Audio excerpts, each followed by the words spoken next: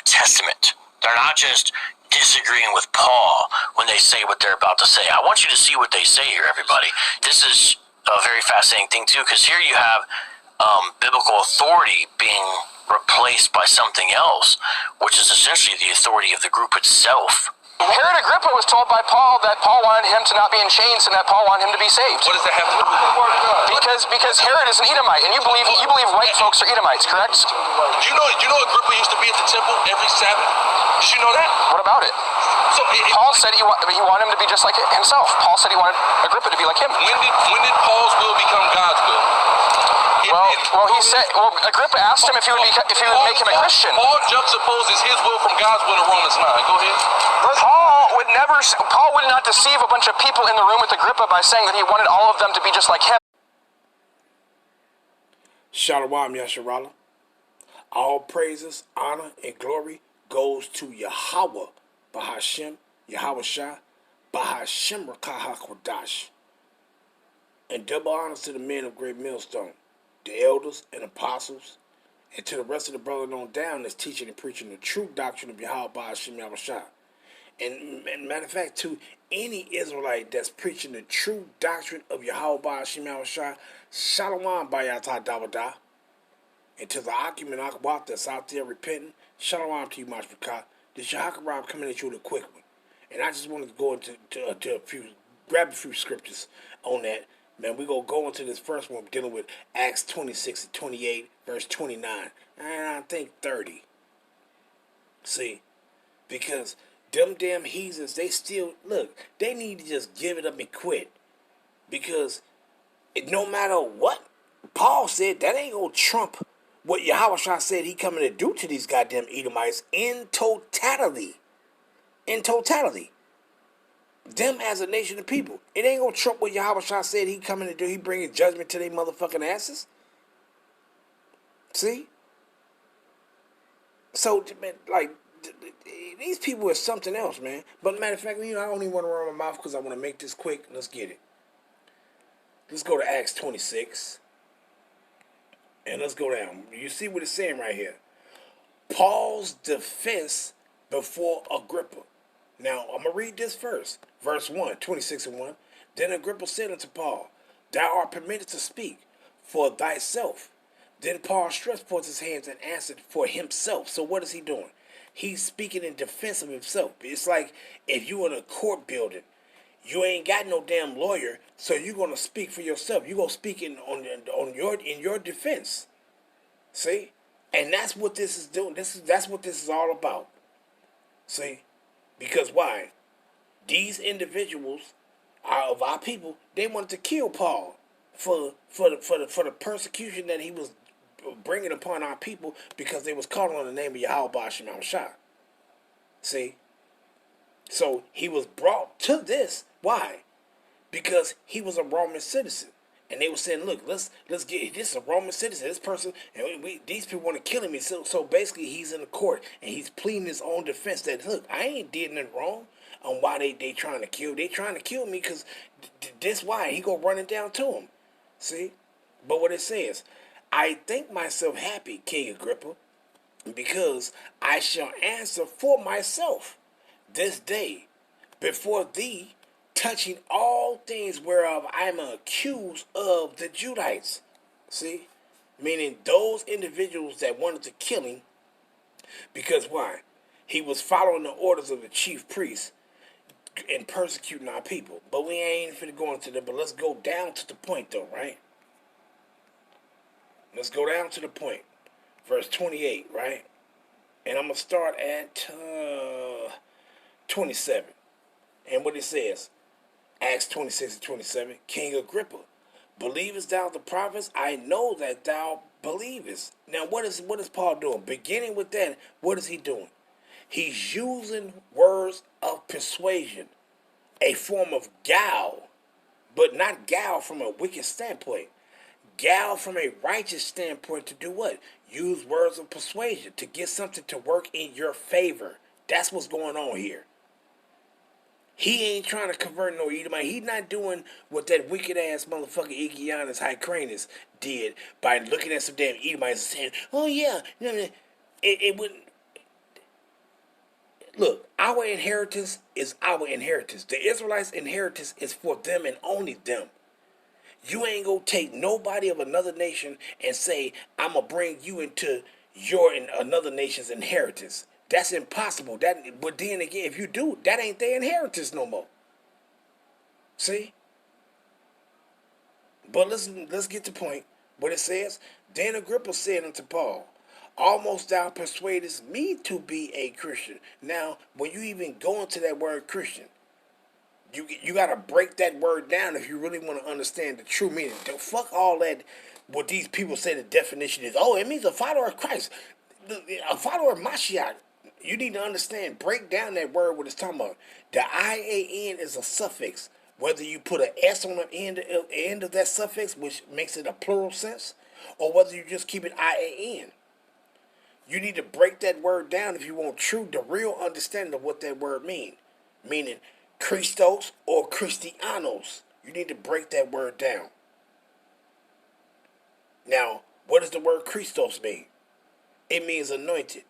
And when you add the IAN or IANS on the end of that, which is a suffix, you're saying these people that's pertaining to the first word that was saying. So you're basically saying the anointed ones.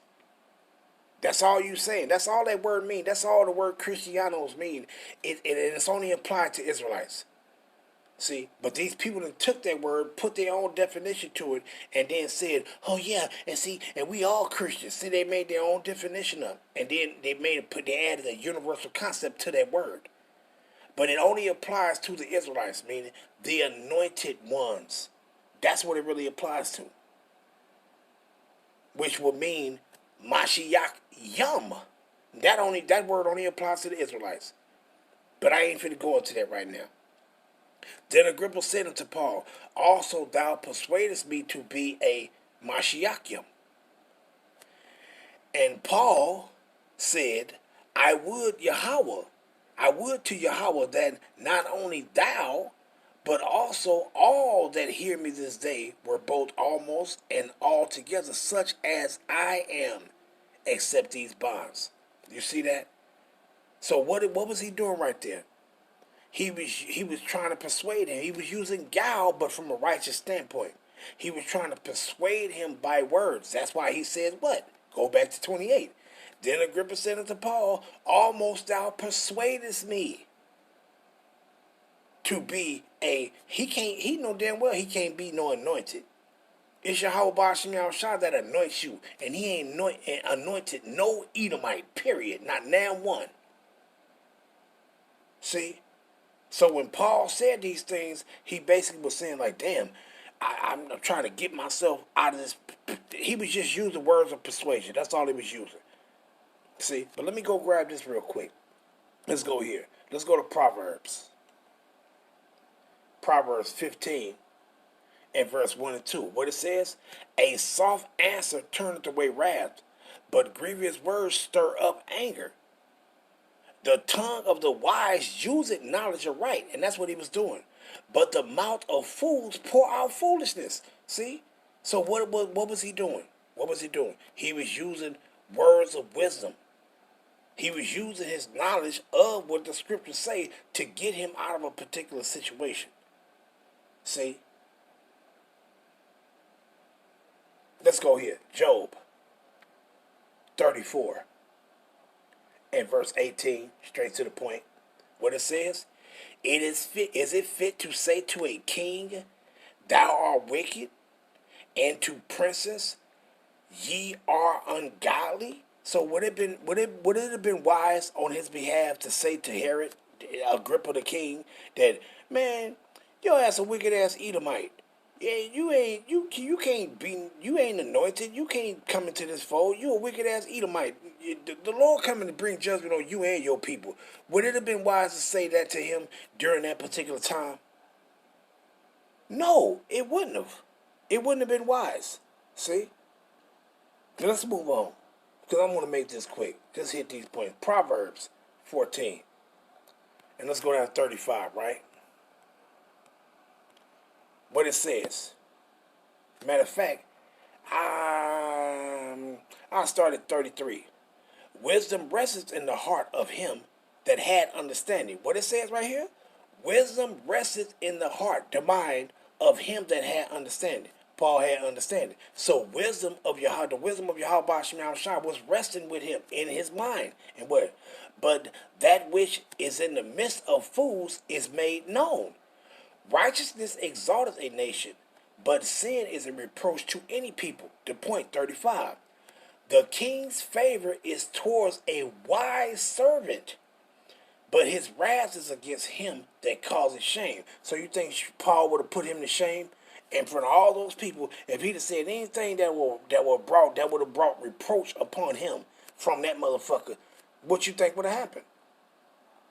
He would have been delivered into the hands of individuals that wanted to kill him, and he wouldn't be able to bring individuals that he was told into the fold, to bring them into the fold. See? So it's all about wisdom, man. It's all about wisdom. See?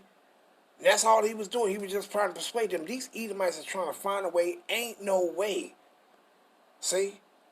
Basically, if they go into the sin, oh, well, Paul, look, read them they damn judgment. It's just that simple. Read them they fucking judgment. But let's move on. Proverbs 16, right? And let's go down. Verse 13. And it says what?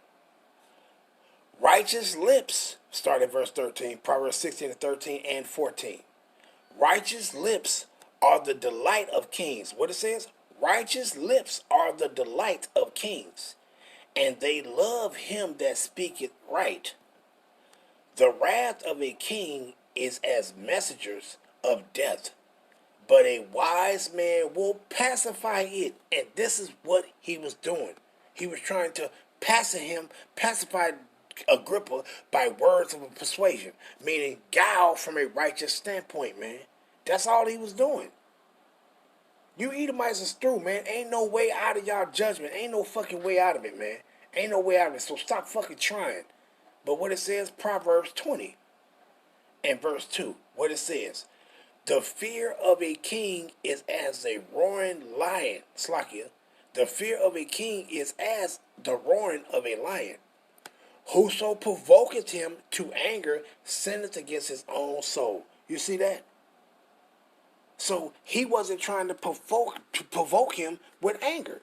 He was using persuasion, the right guile from a righteous standpoint. See?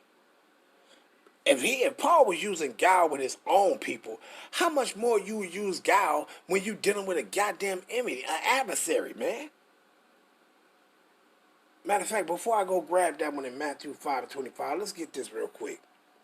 Let's grab this. 2 Corinthians 12 and 16. Right? Come down to the point, straight to it. You know what? I'm going to read up. I'm going to read 15. Start there. 2 Corinthians 12 and 15. And I will very gladly spend and be spent for you. Though the more abundantly I love you, the less I be loved. But be it so, I did not burden you. Nevertheless, being crafty, and he's talking, this is dealing with his own people. He said, what? Being crafty, I caught you with guile. And what is he really talking about? Meaning, being crafty, being wise with his words, he persuaded you. You was caught by his persuasion. Of what? When you go into that word persuasion, it's going to tell you what. Matter of fact, let's grab it real quick. Let me grab this real quick. When he was dealing with his people, he was dealing with Israelites that knew the law, that was brought up according to the traditions, and then he was dealing with other Israelites that wasn't, those Israelite foreigners. He was dealing with them in a whole different way. See? He was using one way to persuade was another Israelite, and then another Israelite, he was using another whole different way to persuade them. See? And you can grab that and get that account in 1 Corinthians 9 and 20 and verse 21, where he was dealing with Israelites differently. See? But let's grab this persuasion right quick. 2 Corinthians 5 and 11, right? That he was using with his own people. So how much more a damn heathen that want to damn near hate your ass and want to kill you, want the opportunity to take your ass out. But what it says, 2 Corinthians 5 and 11. Knowing therefore the terror of the Lord, we persuade men, but we are manifest unto Yahweh, and I trust also are made manifest in your consciences. So what did he say? What is he using? He said, we persuade men. When you go into the word persuade, let's grab it real quick. Persuade. Peitho, I guess. Strong's G 3982. Pytho. Pytho, right? And it says what? To persuade, i.e., to induce one by words to believe.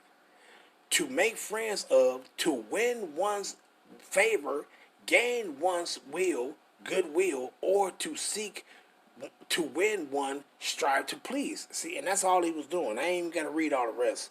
See, but that's the point. See, that's the point right there. See, so if he was using this wisdom with his own people, how much more would you deal with wisdom dealing with a goddamn devil? See, that would damn near condemn you to a judgment that you ain't even worthy of. See, so how much more, man? These people don't get it. But let's grab this. Let's go grab this. Let's go back to it, right? Let's go back. Because I'm going to go back to that. What he said, I caught you with what? What he says, I caught you. What he says, but be it so, I did not burden you. 2 Corinthians 12 and 16. Nevertheless, being crafty, meaning wise, I caught you with guile. He's talking to his own people. Now, he said, when he said, I caught you, let's go into that word right quick. I caught, lambano. And we're going to go down to the point, right? Let's go all the way down. For the sake of time. The point in one, you see right here at the bottom, 2, under F, it says, to receive what is given, to gain, get, obtain, to get back. See, so it is what it is to receive. So he says, I received you by what? What did he say? I received you with guile, meaning I caught you, I obtained you by guile. And he's talking to Israelites. Why? Because he basically saying, I caught you by persuasion of words. See? And when you go into that word of persuasion, let's go back to it, right? What did it say pertaining to the word persuade? Let's go back to it. Read it again. Persuade, it says what? To make friends of, to win one's favor, gain one's goodwill, or to seek to win one, strive to please. See? So that's all he was trying to do, man. He was using persuasion to have something to work in his favor. That's all he was doing. See? But let's go into this Matthew right quick. 5 and 25, right?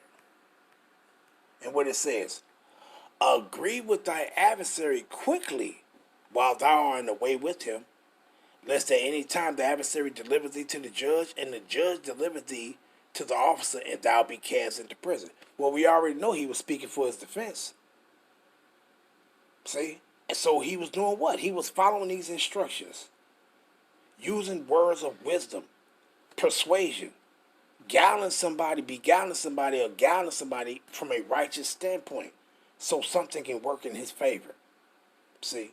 But let's grab that Luke one, though. Luke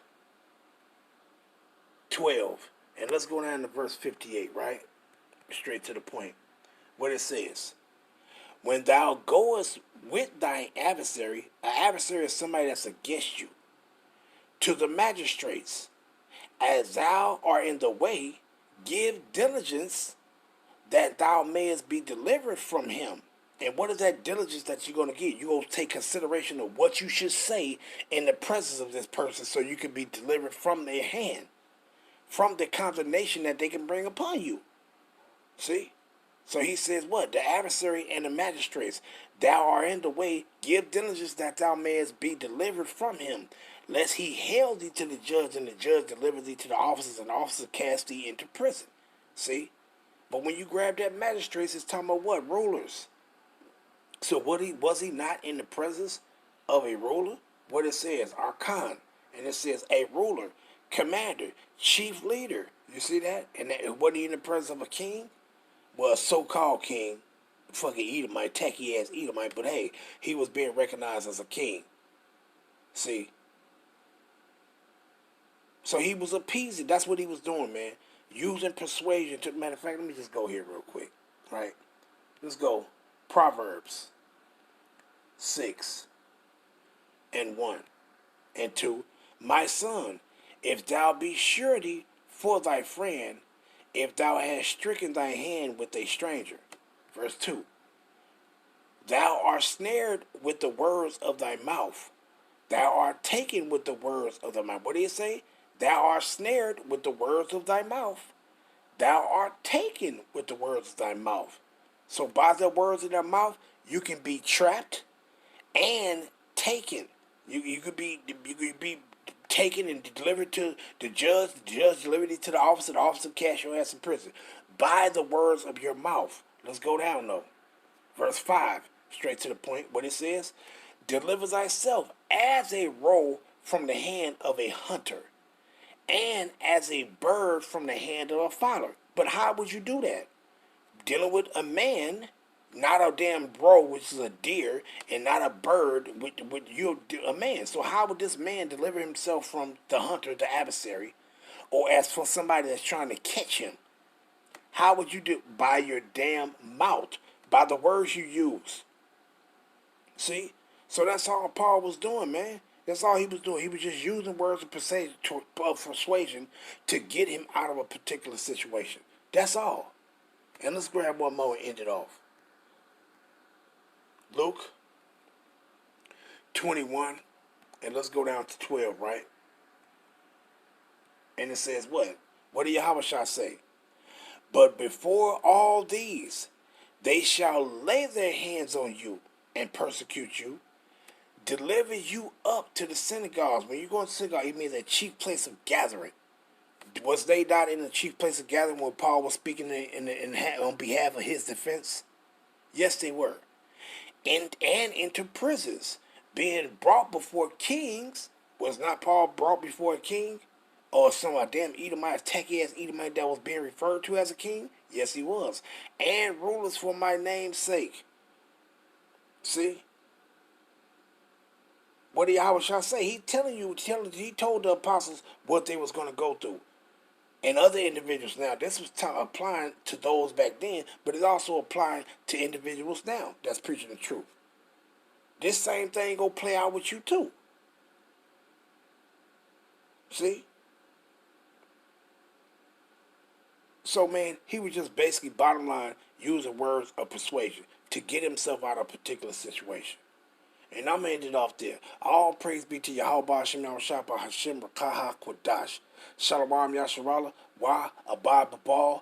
Wa Barakatam Yasharala. Shalom.